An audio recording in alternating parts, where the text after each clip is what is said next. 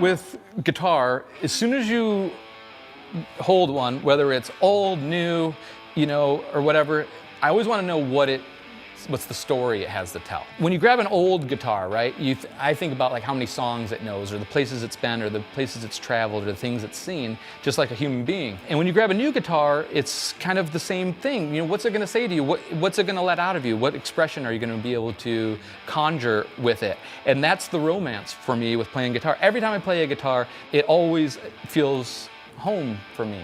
It just is the one thing that I've known for a long time, and I'm very, very thankful that, these exist. Growing up in Detroit is, obviously that's Detroit Rock City. As a kid growing up, I had a very fruitful, I guess, palette to pick from. I wanted to obviously, be Ace Frehley and Angus Young and Randy Rhoads. Those were my three guys.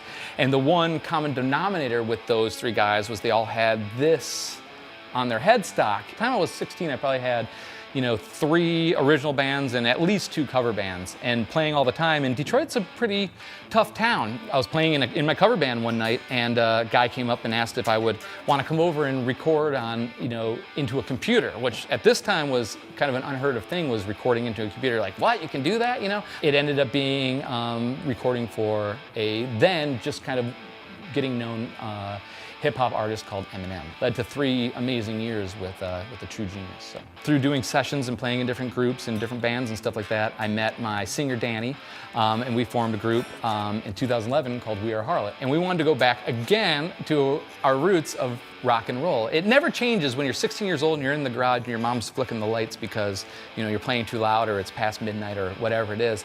You always kind of want to go back to what is truly in your heart or in your soul or in your musical heart or soul. So we started Harlot and went back and said, we're going to do a 70s rock band in 2013, and it worked.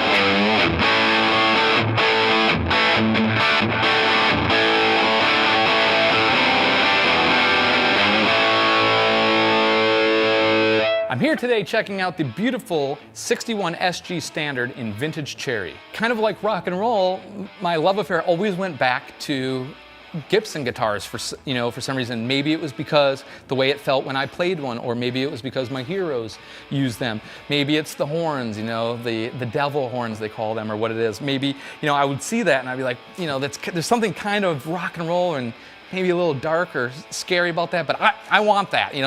That as a kid enticed me. And then as I grew up, like to be able to access the higher frets and the lightweight and just the way it felt, and it resonates. You play a chord and it shakes, like I said, it shakes the whole guitar in your body, and you feel it hitting you in the ribs. And that whole thing with the Gibson SG worked for me.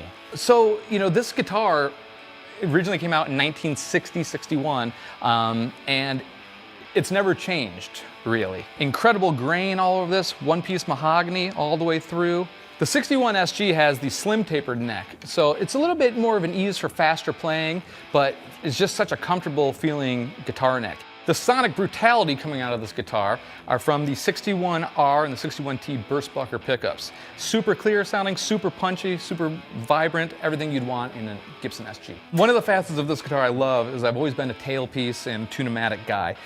For me, doing like a lot of country bends and things like that, I love this tuning stability that you get with it. It's unparalleled. You can pretty much beat the heck out of this thing and it's gonna hold tune. So one of the things that I've always found that's mind-boggling with a Gibson SG is the amount of styles of music that can be performed or played on this guitar. I mean, we've had so many legends, from the great Duane Allman playing blues and slide to, as we talked about before, with Angus and Tony Iommi. Not only do you have 2 volumes and 2 tones and a rhythm and treble, of course, picked, but just you can pretty much, it's a sonic teleportation device to get whatever is in your head out. And I've just always found that that is a really magical aspect of a Gibson SG. To see Gibson and the way that they are making these instruments now is just unbelievable. It's the first time that I've been able to feel a new guitar that feels as amazing as a 50-year-old guitar. It felt right in my hands, and immediately I didn't want to let go of it, and all the things that are very important if you love guitar playing as much as I do.